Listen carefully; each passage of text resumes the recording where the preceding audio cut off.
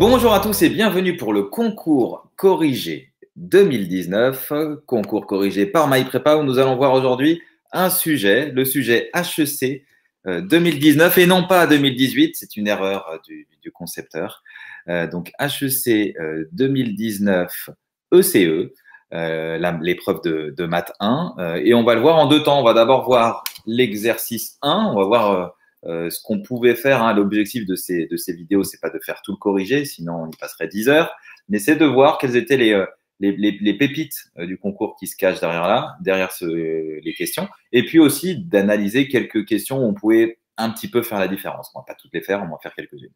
On va commencer donc par l'exercice 1. C'est parti. On avait ici donc, comme d'habitude, hein, sur les épreuves de maths 1 ECE, on commençait par un exercice, souvent un exercice d'algèbre.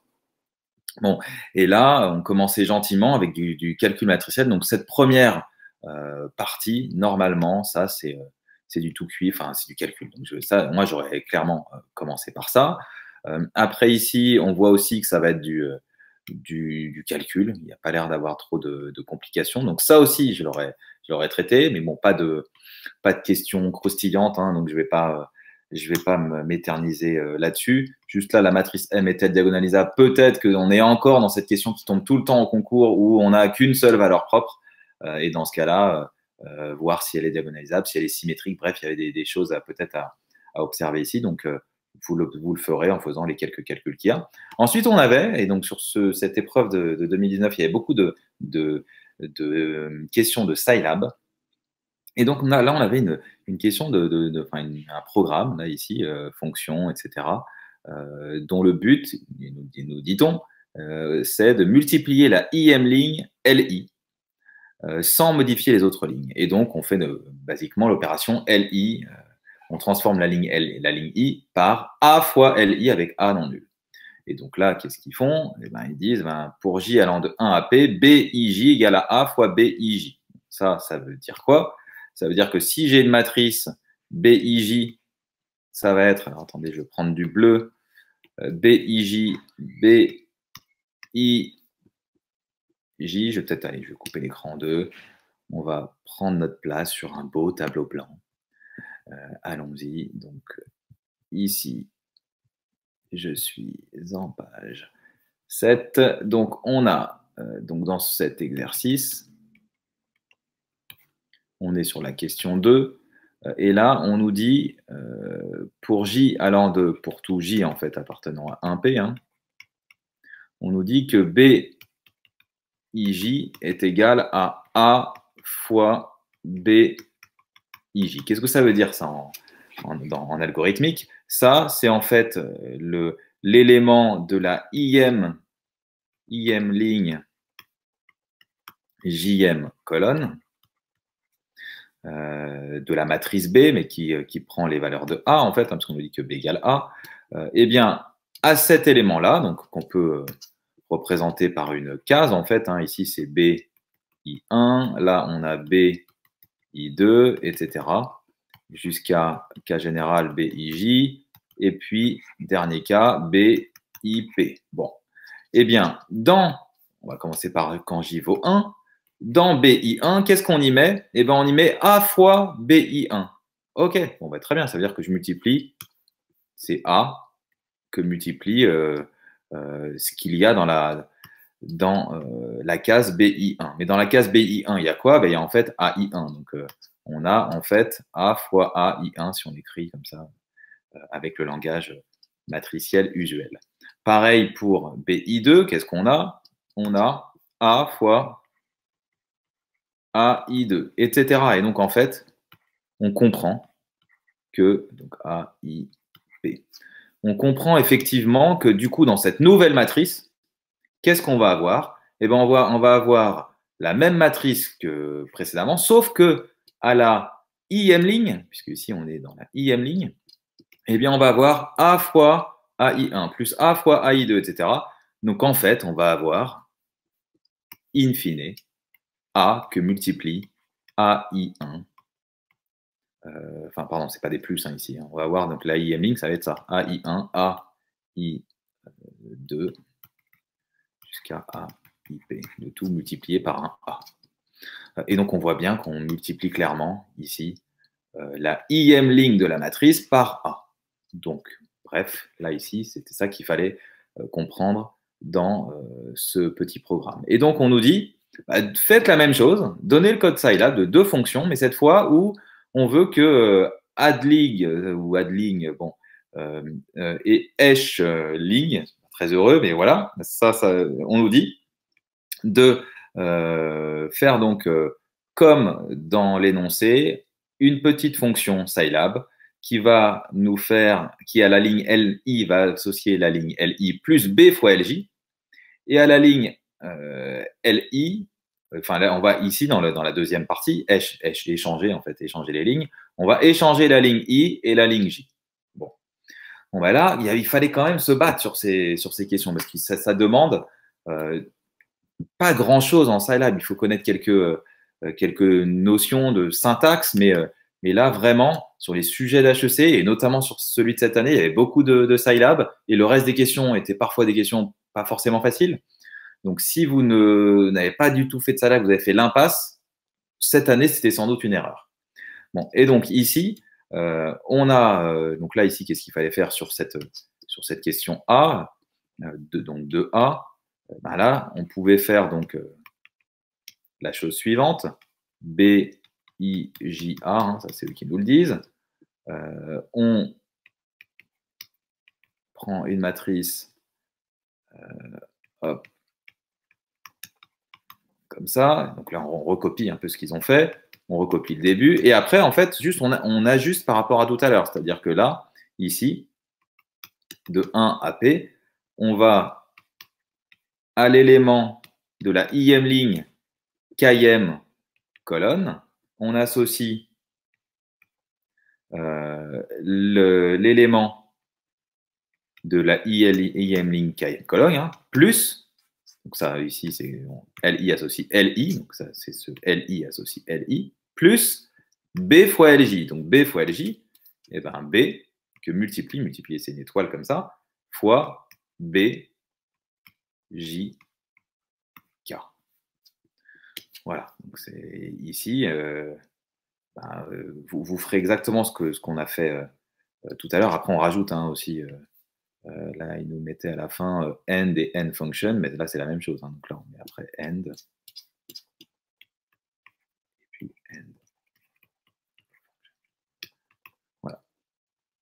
Donc là, vraiment, il s'agissait juste d'avoir bien compris le programme précédent, de l'avoir décortiqué comme je vous l'ai fait ici, et puis de l'adapter, c'est-à-dire que là, à la place d'avoir A fois BIJ, ben, on a BIJ égale à BIJ plus B fois… alors, sauf que ici, il nous imposait le J, donc c'est pour ça qu'il fallait avoir l'idée de ne pas mettre ici J, mais de mettre K, puisque le J dans la question était fixé. C'était la seule subtilité de la question. C'est pour ça qu'ici, vous avez vu, j'ai mis K et non pas J comme précédemment. Très bien. Là, donc c'était cette première question. Deuxième question, comment on fait pour échanger?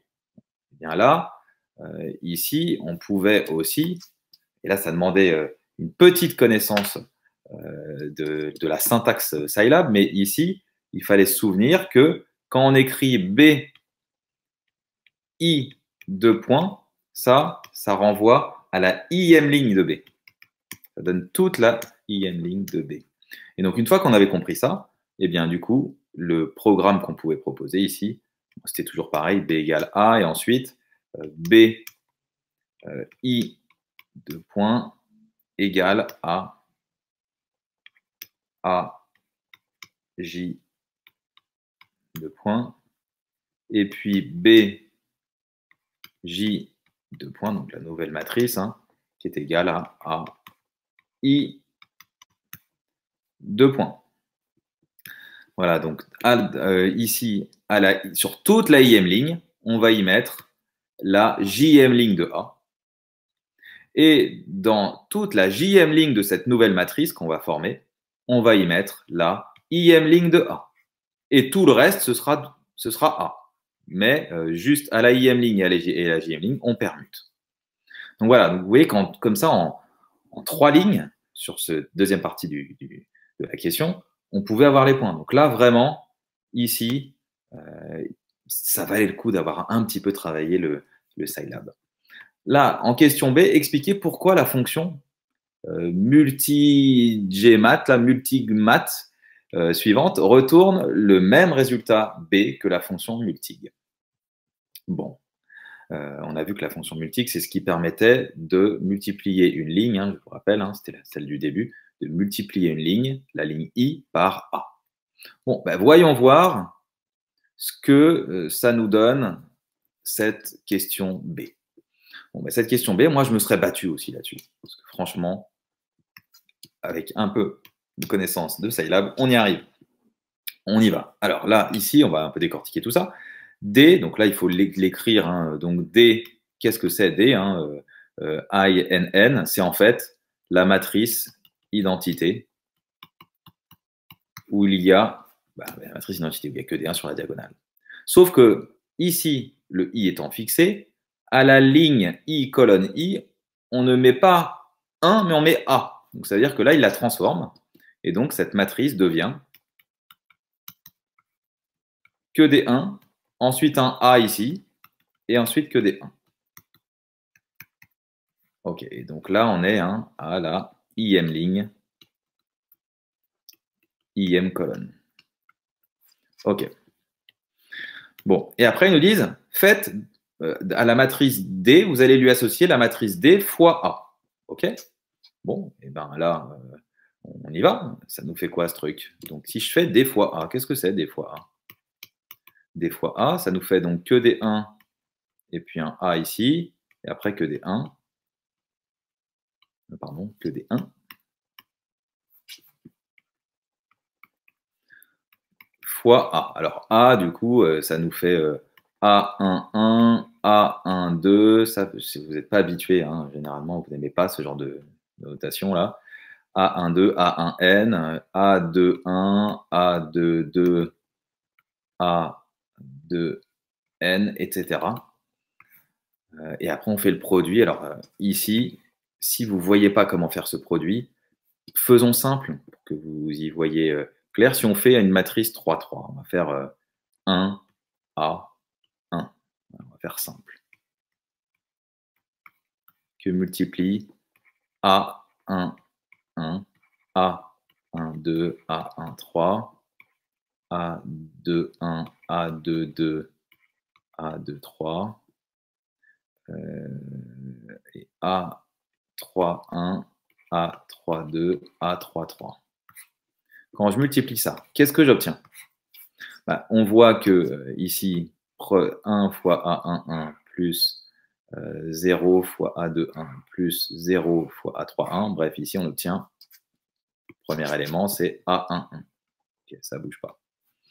Ensuite, 1 fois A1, 2, 1 fois A1, 2, pardon, plus 0 fois A2, 2. Hein. Bon, bref, là, ici, ça ne bouge pas, on obtient A1, 2, et là, on va tenir A1, 3.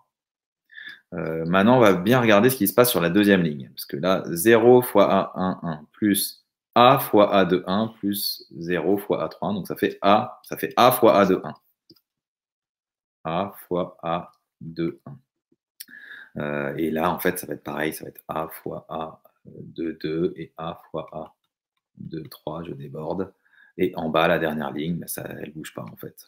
A3, 1, A3, 2, A3, 3. Bref, qu'est-ce qu'on observe? On observe que cette deuxième ligne,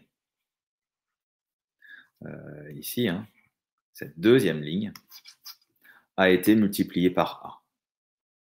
Et donc, ça fait exactement, donc là, j'ai fait deuxième ligne. Maintenant, dans le cas général, c'est IM ligne. Donc, vous voyez qu'avec ce programme, cette fonction-là, on fait exactement la même chose que ici, dans ce multig AI. Voilà, donc vous pouviez l'expliquer comme ça, avec du blabla ou en faisant une matrice exemple, comme c'est le cas ici. Bref, sur ces questions-là, on n'attend pas forcément une très grosse rédaction, parce que c'est du Scilab, c'est plus, le correcteur va plus vouloir comprendre si vous avez cerné ce qui se passait dans la question. OK. Question 3, voilà, là, par contre, après, comme d'habitude à HEC, les choses se corsent. Donc là, peut-être que je serais passé au problème. à votre place. Maintenant, mon rôle est quand même de vous dire peut-être sur cette première question, allez, on va s'amuser peut-être juste là, sur cette première question, ce que j'aurais fait. Sur cette première question, donc question 3A, ça nous permet de revoir des points de cours. Donc la question 3A, on nous dit, dans cette question, on note M une matrice de rang 1. Ici, on nous dit EIJ, bon ça on ne va pas s'en servir, on s'en servira après. Justifier l'existence d'une matrice colonne non nulle C et d'une matrice ligne non nulle L, telle que M égale CL. Ça déjà, justifier l'existence, c'est des choses qui ne sont pas usuelles en ECE, plutôt usuelles en ECS. Donc là, ici, je sais que certains ont dû souffrir. Là, c'est quand même utile de regarder parce que ici, M, on nous dit que le rang de M égale 1. Ça, il faut quand même que vous percutiez ce que ça veut dire. Ça veut dire en fait que la matrice, ça va être égal à une colonne et toutes les autres colonnes, une colonne non nulle, par exemple C1, Cn, et toutes les autres colonnes qui vont être liées à cette colonne. Ça, je ne sais pas si vous l'avez compris comme ça, mais oui, quand le rang est égal à 1, c'est-à-dire que toutes les colonnes sont liées à une seule colonne. Parce que je vous rappelle que le rang, c'est la dimension de l'image. Et si l'image est de dimension 1, ça veut dire que, je vous rappelle, la dimension de l'image, alors si on prend ici on est sur une matrice d'ordre n, oui, donc si on prend un endomorphisme dont la matrice, qui est représentée par la matrice M dans, par exemple, la base canonique de Rn, du coup, im de f, vous vous souvenez que c'est vect de f de E1, f de En, ça c'est du cours, si E1, En est une base de Rn. Et donc, si c'est de dimension 1, ça veut dire que ça va être égal à un vect de f de EI, c'est-à-dire une seule colonne, si c'est la colonne I qui est non nulle. Donc voilà, ça, il fallait le comprendre. Et du coup, ici, cette colonne, il fallait l'appeler, si on considère que C1, Cn, c'est la première colonne non nulle, parce qu'il peut y avoir des colonnes nulles avant, première colonne non nulle, et bien en fait, c'est celle-là, notre C, C1, Cn. Donc celle-là, on va l'appeler C. En fait. Bon, et après, toutes les autres colonnes seront en fait là, ce sera alpha 1 fois C, là, ce sera un alpha 2 fois C, etc. Toutes les autres colonnes sont liées, donc ce sera alpha n fois C. Et donc, en fait, le L qu'on va former, on se rend compte que ça va être précisément ce alpha 1, alpha 2 jusqu'à alpha n. Donc, le L qu'on va former, ça va être précisément ce alpha 1, alpha 2. Il y aura, au moment de C, ce sera 1 en fait. Si là, on va dire que c'est la ième colonne, par exemple. Ici, on aura alpha i, et là, alpha n. Et ce alpha i, en fait, ici, il vaut 1. On est d'accord que C, c'est égal à 1 fois C. Bon. Mais voilà, c'est ce L-là qu'il fallait former. Et en faisant le produit L fois C, pardon. Non, C fois L, pardon. Quand vous faites C fois L, vous vous rendez compte que c'est exactement ce que je vous ai fait ici comme matrice. Donc, vous voyez là, ici, on est quand même sur un niveau de réflexion qui est assez élevé. À vous de voir si vous seriez battu là-dessus. Mais on va maintenant enchaîner sur le problème dans une deuxième vidéo, parce que sur le problème, il y avait plein de choses à faire. Merci pour votre écoute et à tout de suite pour le problème.